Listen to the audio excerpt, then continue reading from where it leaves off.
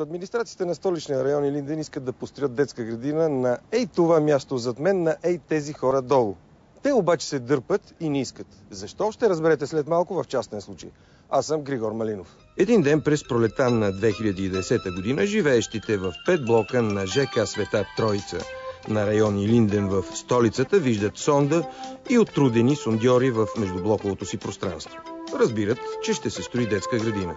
Хората се организират и на общо събрание на 5 блока избират парламентьори, които да преговарят с администрацията на район Илинден, защото не искат детската градина и предвидената улица да орежат междублоковото им пространство. Госпожа Зегова по това време наистина беше отпуска, но техни представители, в частност господин Тодоров, с който ни беше организирана среща, отидохме там, видяхме се, той открито и ясно заявяваше: хора, там при вас няма да се строи нищо. Аз им казвам: как така няма да се строи, когато ви вземате проба от земята, когато извършвате такива и такива действия, когато толкова слухове се носят? Абе, момче, ти разбираш ли, там нищо няма да се строи. И тези приказки продължаваха половин час. Накрая дойде една госпожа, Галина Кръстева, началник отдел устройство на територията, и жената открито каза: да, там ще се строи, има това и това решение, има такива и такива намерения. И разговорите приключиха. Според домоуправителя Сашо Божинов му е отказан достъп до подробния устройствен план. Има ли такова нещо и има ли проблем хората, които протестират срещу тази детска градина, да могат да видят подробния устройствен план? Сега аз не знам точно въпросното лице, кое е така, не мога да се спомня, но на срещите, които е имало при госпожа кметицата на нашия район, са показвани извадки от плана. Плана също, той е общодостъпен. Това не може да се случи да бъде отказано. Не приемам това твърдение за сериозно. Вашето предвиждане, вашата прогноза за построяване или непострояване на въпросната детска градина? За съжаление, моята прогноза не е меродавна, защото след като има писмо на кмета на Столична община, с което е оказано, че тя не е включена в 3-годишната инвестиционна програма, смятам, че тя няма да бъде построена за този период. А след това? След това...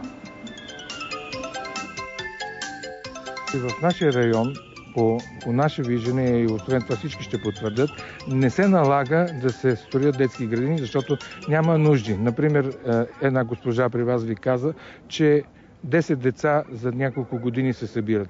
И в същото време, след 2-3 месеца ще се открие детска градина, която е на стотина метра от тук, зад прелеза. За да се строи нещо в нашия район, ще трябва да се уведоми обществеността и съответно да се въведе нов ПУП след влезъл за строителен план.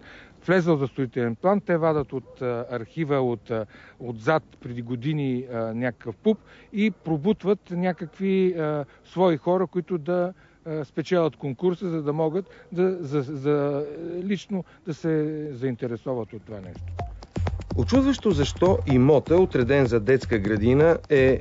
В отговор на вашия въпрос каква е собствеността на терена, показвам акта за частна общинска собственост и както споменах в началото на нашия разговор, това е урегулиран поземлен имот, за който няма никакви претенции по отношение на собствеността, няма възстановена собственост и няма никакви проблеми строителството при осигурени средства да почне тутък си. Мястото е абсолютно неуместно да бъде застроено и този план, който е от преди 20 години, той вече не е адекватен.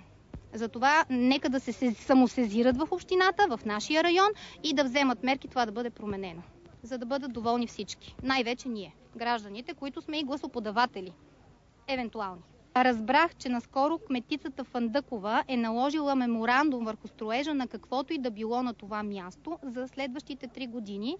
Имаме съмнение, че това е свързано с изборите и че след като минат изборите, тъй като ние нямаме документ черно на бяло, с който този проект, за който говорим, до сега да бъде отменен официално, тук на това място може да бъде построено каквото си пожелае нашата районна община, защото това е в нейните правомощия, тъй като терена е частна общинска собственост, а по закон частната общинска собственост може да бъде продавана, подарявана, заемана и използвана за каквито цели преценят в общината. И така, местните искат сигурност от районната администрация и от голямата столична община, че мястото, което ви показахме, ще остане такова, каквото е в момента и на него няма да се строи детска градина. Искат сигурност с документ черно на бяло, а не 3-годишен мораториум.